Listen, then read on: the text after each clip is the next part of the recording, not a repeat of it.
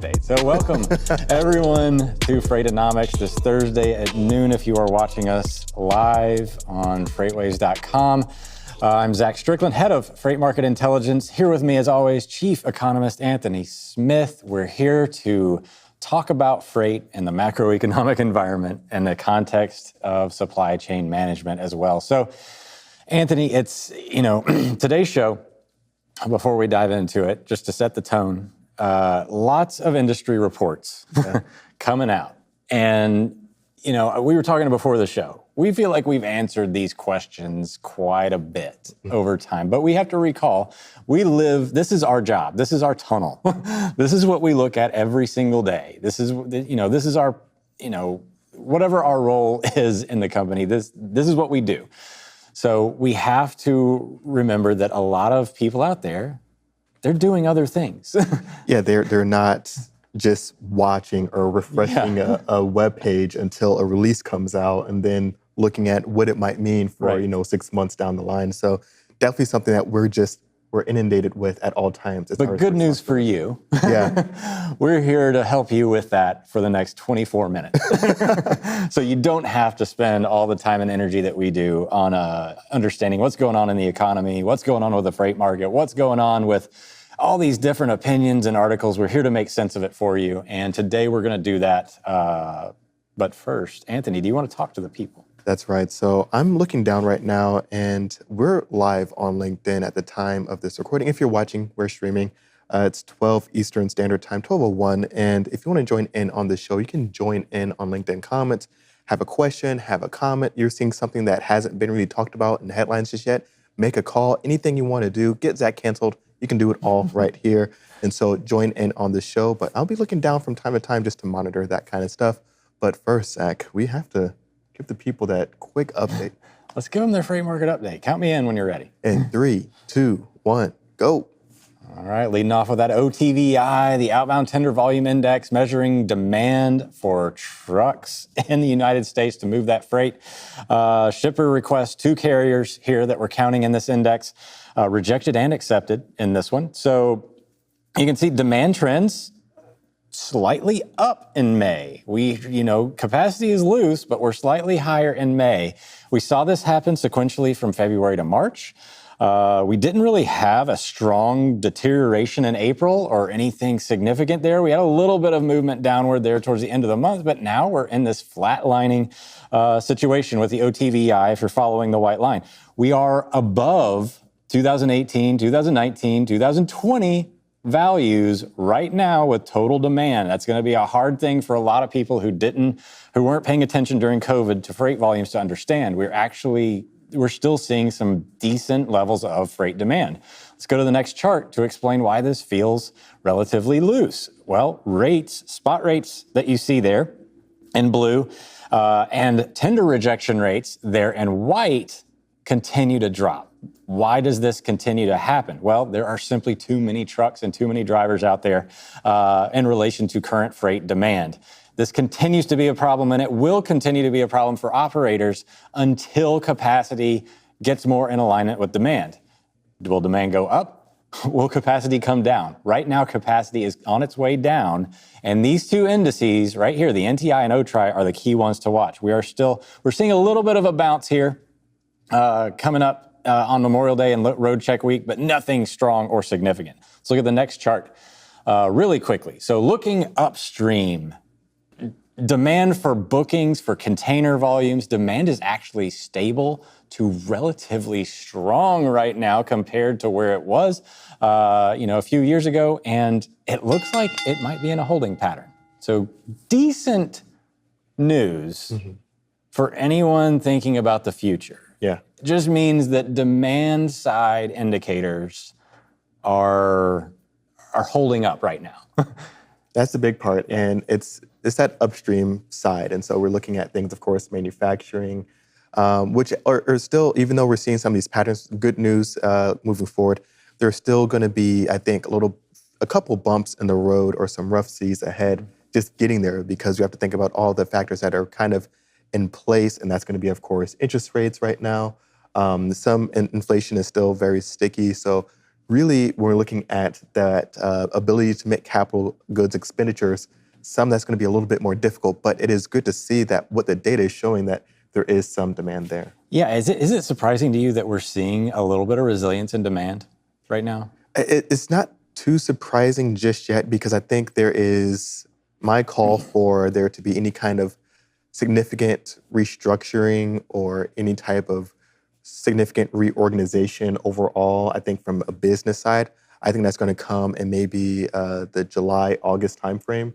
And I think that's when we'll really get to see if how strongly some companies are holding up, how strong those margins are, and if they'll be able to really withstand and really continue to push forward with either hiring, replacing any kind of losses, so retention, or really kind of moving forward with any type of planning for infrastructure, because that's a big part of any type of construction right now. It's been a lot of infrastructure, or really any type of capital goods expenditures. Yeah, so to me, the takeaway from that IOTI is more of the same.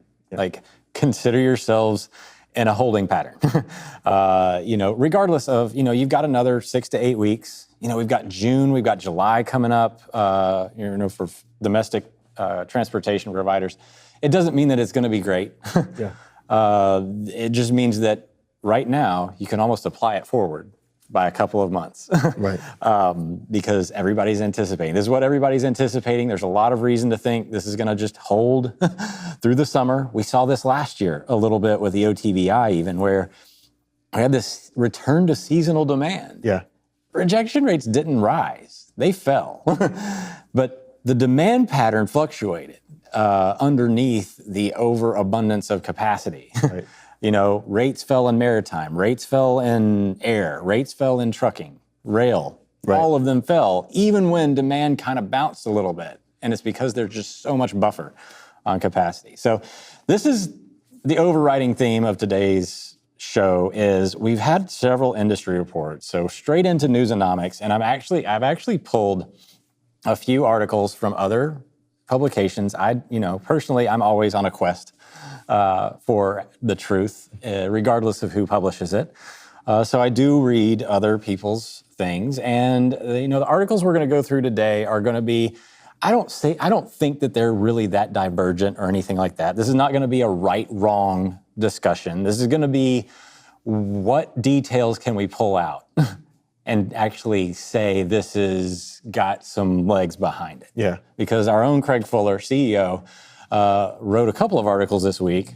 We're only going to talk about the first one today, but they're all regarding like the future demand side and the trucking market outlook for the United States for the next several months. Right. Yeah. And I mean, when we're looking at that, of course, we just kind of spoke to some of the things upstream, but also those downstream impacts, the consumer conditions are all going to have a really big, play a really big role in all of this. Yeah, the macroeconomic conditions are literally like the single most important thing that we can look at moving forward, right, from a forecasting, but also the standpoint of how do people feel or react to the market. Talking about feelings, and I mean, that's what they're doing right now. They're when you don't have stability, you start to reach out with your feelings.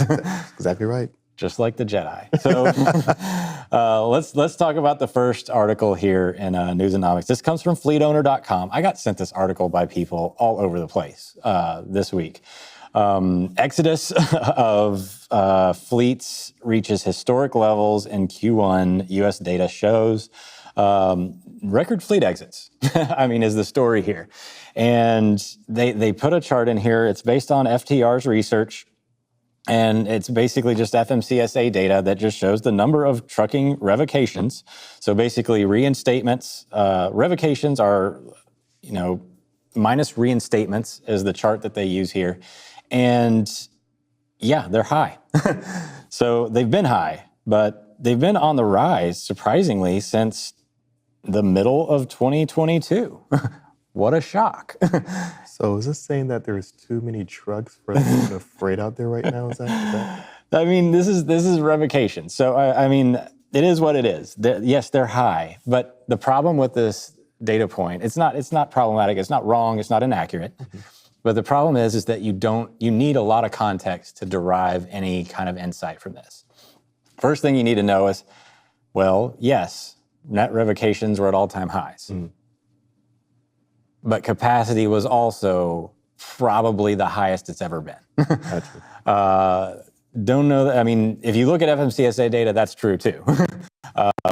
Yeah, obviously, that is, when you're talking about revocations, it's always like, okay, people are leaving the market. And I think the real takeaway for me here is that they are accelerating. The trend is accelerating. So the conditions aren't getting better for carriers out there. They're getting worse. You're seeing capacity. It's been in a correction for a while. The absolute figure is almost useless Right. in this situation. So, I mean, do you have any problem or takeaway from that? The only thing that I'm really kind of interested in is, of course, there's been this question, of course, with some of Craig Fuller's article a little bit earlier on about when are we going to see more bankruptcies or failures, things like that. And really curious to see how it kind of turns out within the freight space or supply chain with bankruptcies versus consolidation, and then smaller operations really kind of rolling up into larger larger fleets, and really how that's all going to play out. But that's one of the big things I'm waiting to watch and see here. Well, basically, OIDA comes out with a statement in this article, says, in short, there are too many trucks for the amount of freight in the market right now. There you go. Article's done. I think that's the point. But then Avery Weiss, FTR analyst, basically says, my message is spot rates are done moderating. I'm going to go ahead and defend Avery a little bit here. I thought the same thing a few weeks ago. And that was based on the data. Where we kind of have differences here is that he gives the reasoning of we're not likely to see any further decline. We probably have seen the bottom, certainly in refrigerated. Dry van may have bottomed out. Flatbed is still strong. Okay, but there's no data point there. Yeah. There's nothing there. And maybe he did go on in some of his research to say that. But that, like, we hear this, and we've talked about this recently. Most people are trying to apply historical experience forward, which is valid when we are in a stable, non-transitory environment. Yeah. When we're talking about the era of 2010 to 2016, it was an echocardiogram of activity. We are nowhere close to that right now. So we cannot just say, you know what, I feel like things are getting lower. We have a forecast, the NTIF. We forecast our NTIF. It predicted a bottom in April. It missed it.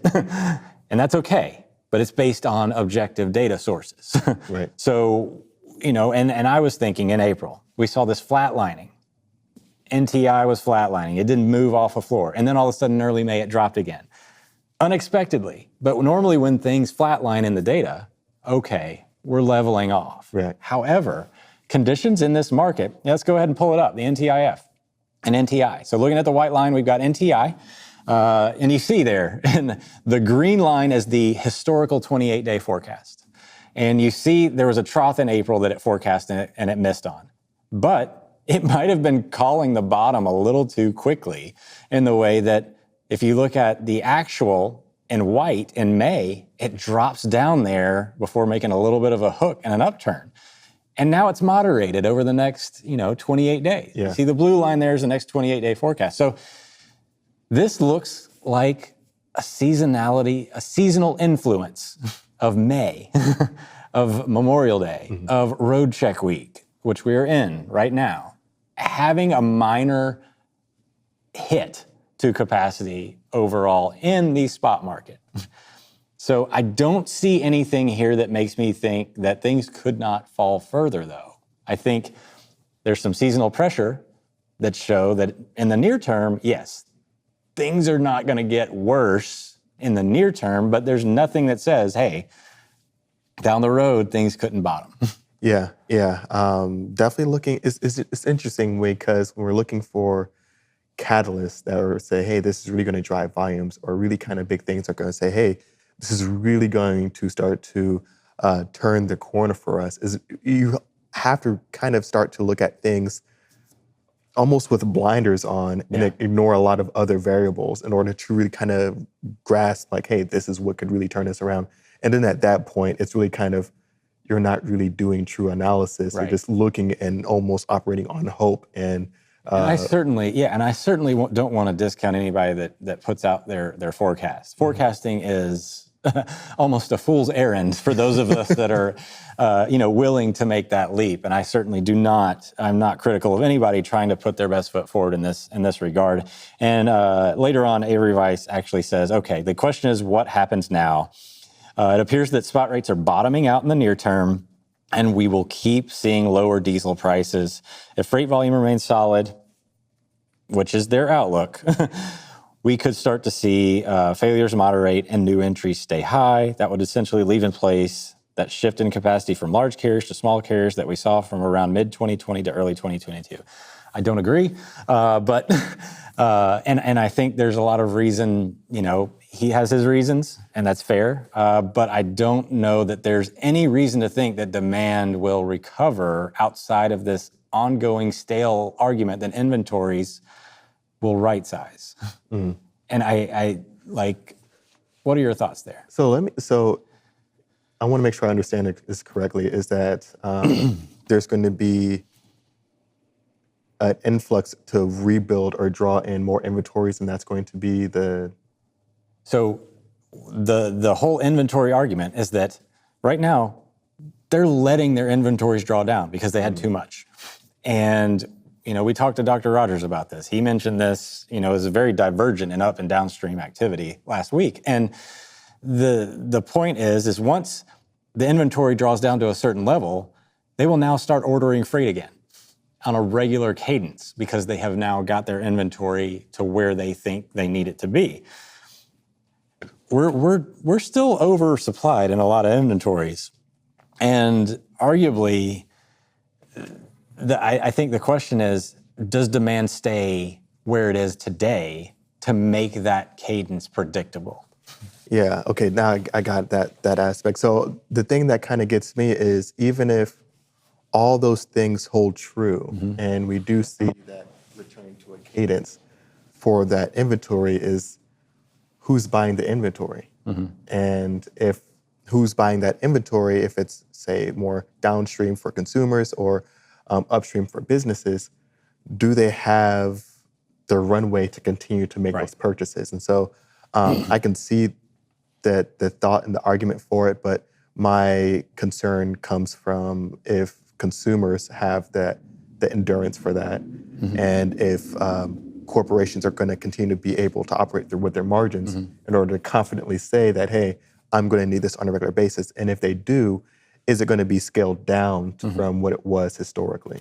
Yeah, and that's the question. Is where are we going to be? Was that demand going to stay stable throughout the year to where they can then start ordering at that cadence? Maybe demand drops and then they don't order inventory, and so the cycle extends. And I think the question here is, how long is this cycle? How long do we stay in a period where rejection rates are at 2.5%? We know that it's not sustainable. And I think anybody can say that that's, it's going to end at some point. And the only way for a trucking operator to go is up from here, because this is arguably one of the worst markets to navigate in history. With spot rates being below cost, and they just don't have the utilization that they used to.